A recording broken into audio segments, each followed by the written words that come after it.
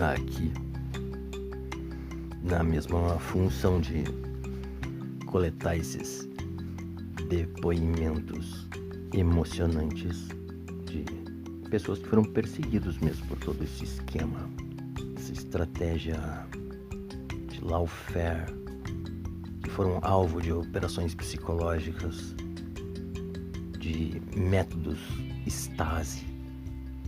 E esse cara caiu no método do apodrecimento.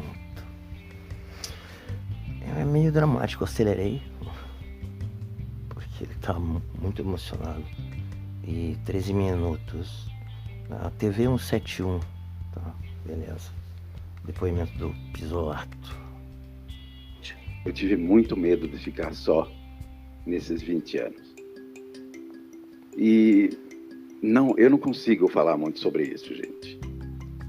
E eu acho que, por coincidência divina, ontem um grande amigo, Silvio Tender, passou para a gente o link do documentário que ainda não está acabado e que a gente vai exibir hoje aqui, e vai me ajudar a que vocês entendam um pouco do que é esses 19, quase 20 anos de Gólgota que a gente está passando.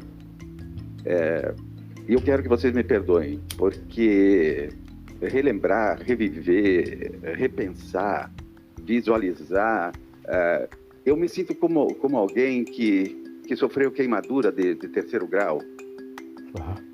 E aí, tudo me dói. Não precisa nem me tocar. Um golpe de vento... Fragilização da pessoa e fazer ela se voltar para dentro dela mesma. Isso é o manual de Psyops do John Boyd. Tá descrito aí no programa anterior. Vai lá e dá uma olhada. Me assusta, me apavora, porque no dia 5 de julho de 2005, eu fui dormir como um funcionário do Banco do Brasil, filho de um professor, pequeno agricultor, de uma família de... 2005, eu tenho um indício de que a primeira vez que eu percebi alguma coisa dessas estratégias me vendo como alvo foi 2006, por causa do licenciamento ambiental do Porto Pontal. Imigrantes que lutou para sobreviver e que tinha passado no concurso do Banco do Brasil, trabalhado 31 anos sem jamais ter tido uma anotação de auditoria, sem jamais saber o que era justiça, o que eram processos judiciais, que tinha feito uma carreira que muita gente me olhava com inveja, porque eu tinha saído lá do balcão, do primeiro posto até a direção do banco, e acordei no dia seguinte como um corrupto, ladrão, desviador de dinheiro público, e falavam de uma empresa que eu não sabia nem aonde era, e me expuseram em praça pública para os leões 2 vezes no Congresso, para eu ser xingado, maltratado, eu e minha esposa, e as pessoas cinicamente dizer, mas é o nosso papel de não poder embarcar no avião, de passar 1 ano e meio descendo em elevador de serviço, de não poder ir para supermercado, da minha irmã ter que retirar os filhos da escola, outras terem que mudar do país, de eu bater na porta do partido que eu tinha ajudado a criar, fundar, de tudo, e receber, não temos tempo para juntar feridos. E aí eu ouvia todo mundo gritando Barrabás. E a gente não tinha mais o que fazer. Juntava documentos e documentos e documentos, e o pessoal simplesmente, numa exibição meio que teatral e pirotécnica, disse, olha, é muito fácil. A gente faz uma denúncia, e a partir do momento que a própria auditoria e o próprio Instituto de Criminalística apresentava exatamente as provas contrárias, A mais alta corte desse país cria um inquérito paralelo para esconder todos os documentos e decreta segredo de justiça. E aí, diz, olha, o importante é condenar, o importante é... Segredo de justiça. Não falei agora há pouco de... Como é que é? Processo sigiloso. Por causa de envolver dados sensíveis do servidor. Foi um e-mail. O e-mail não é dado sensível do servidor. Porque já vazaram dados de saúde meus, por exemplo. E aí, decretando sigilo, o público só fica sabendo depois que o fato já está consumado, o trânsito em julgado. Então, não tem como você obter apoio durante o processo. E você, enquanto o processo está acontecendo, ele não pode ser divulgado, exatamente por causa desse modozinho de esconder na manga o que o direito criou para si. Fazer o espetáculo, o importante é resgatar o medievalismo que está lá na entranha dos justicialistas, feudais, inquisidores. E vamos acabar com essas pessoas para que os frustrados, os insaciáveis, os que não deram certo, os que se alimentam de ódio e de sangue, possam ter um momento de satisfação. E a mídia possa oferecer diversão para os que não têm o que fazer no final da tarde se exibindo.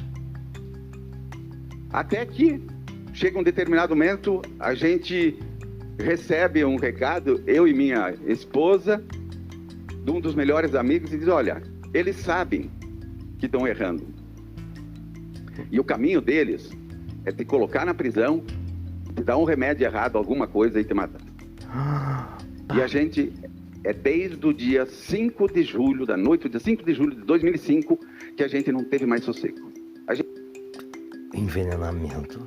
Nossa, envenenamento tem vários, né? Meu caralho. Eu consegui constatar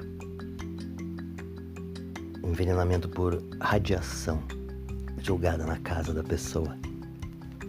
De repente, começou a ter queda de cabelo, perda de peso, enjoo, disenteria, mancha na pele e...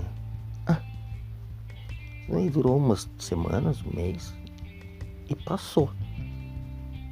Só que o envenenamento radioativo, ele deixa uma sequela. Ele não deixa sequela nenhuma.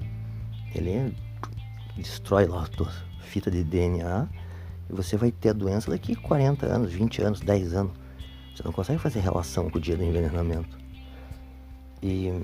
Mas tem uma coisa que ele deixa de sequela, que é catarata nos olhos. Eu fui no oculista esses tempos e não tenho idade para ter catarata. Mas tenho. Só não consegui um contador Geiger, mas fiz até um curso de trabalho e manutenção de ambientes radioativos e uso disso, de onde vem, como é que são feitas essas substâncias ionizantes. Muito bem. A gente não dormiu mais. De oficiais de justiça que batem toda hora, de agressões na rua, de processos intermináveis. Quando a gente não sabia mais o que fazer, no desespero, não poder nem falar com os pais. A gente disse, olha, vamos tentar algum outro local. Nos caçaram, corromperam pessoas para usurpar, inclusive, a justiça estrangeira. Para poder... Colocam 10 pessoas em volta de você. O garçom, a camareira, um hóspede, uma pessoa que vai sacanear o teu carro, uma pessoa que vai ser o caixa do mercado, a pessoa que vai estar na fila do banco. E naquele dia acontece um monte de treta. Isso é a estratégia do John Boyd das operações psicológicas. Nos exibir como peças como se faziam nas catedrais e nas praças feudais. Tudo isso em nome da justiça e do Estado democrático. E, de repente, aqueles que gritavam Barrabás começaram a gritar mitos. Mito. E aí alguns começaram a cair a ficha. De que aquilo não era uma coisa por acaso. Então, eu embalo e eu não quero falar muito. O fato é que eles decidiram, essas pessoas têm que morrer. E eu fui acusado, para vocês terem uma ideia, eu fui acusado e condenado por peculato, por não ter fiscalizado quem tinha que fiscalizar um contrato. Aqui tem muitos advogados. Existe esse crime? Eu fui condenado por incontinência na repartição. Por um depoimento anônimo que dizia que eu estava cheirando mal e com as roupas rasgadas. E por uma lei que proíbe a entrada na universidade de pessoas que não tenham passado no vestibular. E uma pessoa me pediu para assistir a aula e eu deixei. Só que provavelmente esta pessoa era uma armadilha. Porque ninguém ficou sabendo. E a pessoa sumiu. Abriram o processo antes dela poder burocraticamente conseguir a autorização dos burocratas. No Código Criminal brasileiro, mas eu fui acusado e condenado. Eu fui condenado por desviar um dinheiro público de uma empresa privada e de um banco que disse 4 vezes eu não sou o proprietário. Mas daí, só para respeitar o...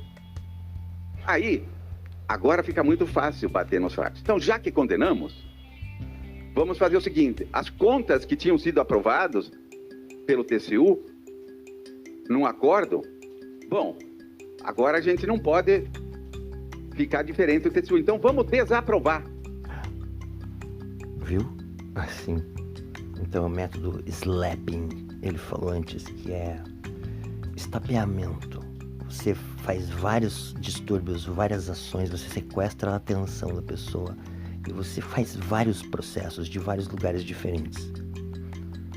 Para condenar, não, só para atrapalhar, para gastar com advogado, sabe? Para causar pânico, medo, para a pessoa ficar se sentindo desprotegida, com medo, como ele falou no início.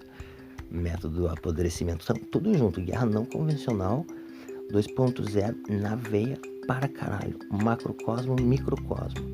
Lava Jato como método para ser reverberado para os pequenos recantos deste país.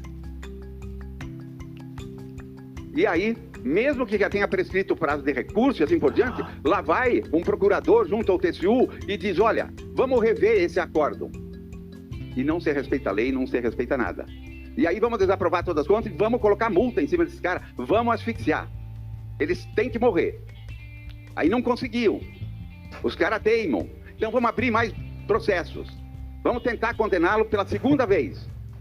Se esqueceram que tinha uma cláusula no acordo de extradição que dizia, vocês não podem condenar um cidadão extraditado, é o acordo assinado entre Brasil e Itália, que diz, vocês não podem, acordo e a convenção, sem antes passar pelo crivo da Itália. A Itália analisava o processo e esse processo está errado, tem que engavetar.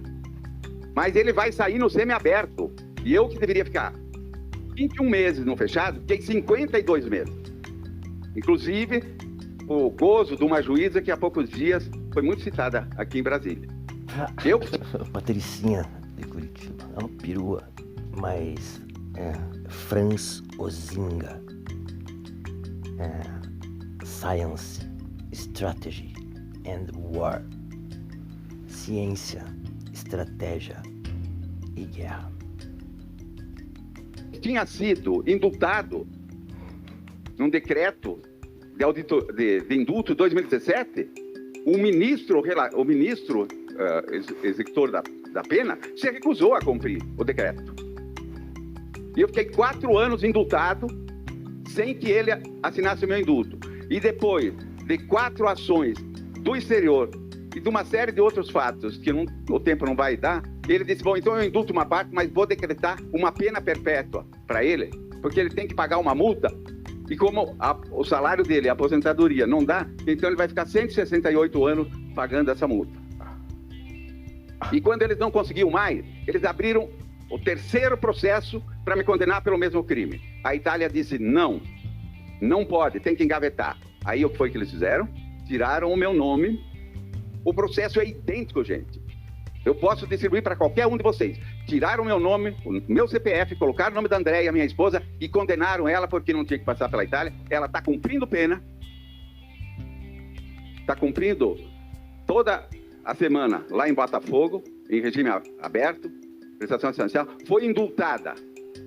Agora, no indulto de dezembro, estão tomando os bens dela. O juiz se recusa a assinar o indulto. E não é? Ele só presta atenção num lado. Tem que fazer, tem que rever, o processo tem que mudar de juiz. Não é um sorteio. Não tem uma máquina que sorteia os processos para vários. Como é que todos os meus processos caem na mão de uma mesma pessoa? Mas isso é apenas um indício, eu jamais falaria isso. Desde o dia 26 de dezembro, ela está com um pedido de indulto e o juiz não decide. E aí, o que é que eles fazem? A Advocacia Geral da União fica inventando toda hora e mandando processos. Aí vem, eu fui condenado pela CVM, a maior multa da história do Brasil, R$500 mil, porque eu fui um mau gestor de um recurso que eu não era gestor, eu nem sabia, eu nem participava, eu nunca fui da VisaNet. E aí eles vêm, penhoram teu apartamento e na segunda-feira me tomaram a aposentadoria. E é isso. Isso é a sofisticação da tortura contínua, interminável, que se usa o Estado e os sistemas de justiça e as instituições mais bem pagas e os deformados mentais que, quando o Figueiredo falou, como agentes públicos para destruir as pessoas. Eu só tenho uma opção, já que vocês e muitos companheiros aí, que eu chamo de anjos, resolveram a dúvida de não ficar sozinho. A gente não vai se render a isso. Custe o que custar. Nós não vamos nos render a esses verdugos que ocupam cargos públicos para destruir vidas, para destruir famílias e para compensar as suas frustrações e infelicidades porque não deram certo. Tá, não precisa falar isso. Não é isso. Não é por isso que eles fazem. Por frustração e isso aqui é problema psicológico. Tem que cuidar da sua saúde mental. Isso tá no mesmo papo de todo esse esquema psicológico. Em vez de se fragilizar, podia ir pesquisar sobre esse tema de controle, de engenharia social, como é que os caras estão usando isso, da onde tá vindo, não é mesmo? Com 27 pessoas, você consegue manter um servidor clandestino que você pega uma parte, um lugar, a universidade, a casa de uma pessoa, e você consegue isolar a internet dela, por exemplo. Tudo que ela acessar vai passar antes por uma dessas 27 pessoas. Então todos os feeds de notícia, os vídeos que chegam, vai ser filtrado para você não ver algumas coisas, para você ter uma indução para ver outras. Na verdade, isso já é feito lá em cima, na própria rede social, o algoritmo, eles fazem isso direto, a partir de uma análise atividade psíquica, né, de escolha que você vem fazendo durante a sua vida nessas redes sociais. Agora, fazer esse mapa de penetração de rede e você ser manipulado por questão política é muito pior, né? Mas eu já falei disso. A gente vai postar mais um programa, acho que é Teoria dos Rumores, o mapa da fofoca. Saber de onde é que vem. Só tem uma coisa pra dizer. São os filhos da puta. Isso aí, pessoal.